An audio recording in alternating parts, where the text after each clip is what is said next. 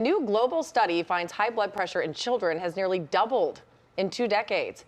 Researchers say more than 100 million kids worldwide now have hypertension, putting them at risk for serious health issues later in life. Yeah, these numbers are troubling. And Dr. Paul Kantor is the chief of cardiology, also co-director of the Heart Institute of Children's Hospital LA. Thank you so much for being here. You're here to talk about what's driving this alarming new trend this morning. I mean, the study was published by the Journal of Lancet Child and Adolescent Health, right? So in 2000, get this, about 3.4% of boys and 3% of girls had hypertension. By 2020, those numbers, they rose to 6.5% and 5.8%. So could you explain what is high blood pressure and why is this rate in children rising so high and so fast? Yeah, well, it is troubling, and I think what we're learning is that the origins of most diseases that we associate with adults do start in childhood, number one. Number two, it is going up much quicker than we would normally expect. As you mentioned, a doubling virtually over the 20 years of studies that this particular study encompasses, meaning it gathered information from 80 or more studies and put them together and looked at the rates. Well, hypertension, as you know, is just high blood pressure. It's a different name for the same thing. It's measured often in a doctor's office, but sometimes it's accentuated by this thing, white coat.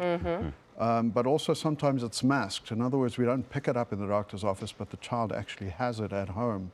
So this is quite concerning, and it's a little bit of a warning to us about what could lie ahead as this generation moves into adulthood. I have to imagine when you look at the numbers and the years that we're talking about, that there's been significant lifestyle changes for kids. Yeah, there are some clues to this in this particular study, and one of them is that the rate in obese children is about 7 times higher. So, unfortunately, we're all gaining weight as you get older, and you can tell this by looking at movies from the 1970s and 80s and comparing them to today.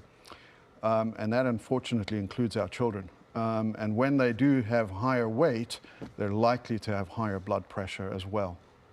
This is, wild, but also makes sense when you hear about the diet that kids have, that adults have, and how unhealthy it could be. When you talk a little bit about the long-term effects that, hypertension carries, talk a little bit about that, because you may think, hey, they're just children, they're going to be okay. But that goes into their adult life. Unfortunately, that's not the case. And when we find a young adult with high blood pressure, we can pretty much predict that the lifespan of that person is going to be shortened by years, related simply to the number that they carry around with them. Now, while it is treatable, and that's important for parents to hear, it's important that we pick it up early, we make lifestyle adjustments and try to minimize that late impact. Well, you're saying what you just said a few moments ago. Sometimes you don't pick it up in the doctor's office. Correct. A lot of times there aren't symptoms. Right. So what should parents be doing to get their kids screened? And also, is this just about getting them more active? Just send them outside. Yeah, absolutely. Yeah, I say to my wife, I wish kids would put down the cell phone or the mobile phone and the pick iPad, up, the pick computer up the screen. skateboard or something. Get out there and be more active. Actually, I think parents can influence us a lot. So if you have active parents, you're usually going to have active children as well. To your first question, though, getting at least 2 or 3 normal blood pressure values in a pediatrician's office during regular childhood screening is a very good message that it is likely normal blood pressure in that child. So you should ask for additional screenings. I think that every child should have occasional well-child visits. During that, it's a standard of care to measure their blood pressure. If it comes back abnormal, there are ways that we can issue a monitor for it to be measured at home over a 24-hour period. And although that's not needed in most cases, it is available if necessary.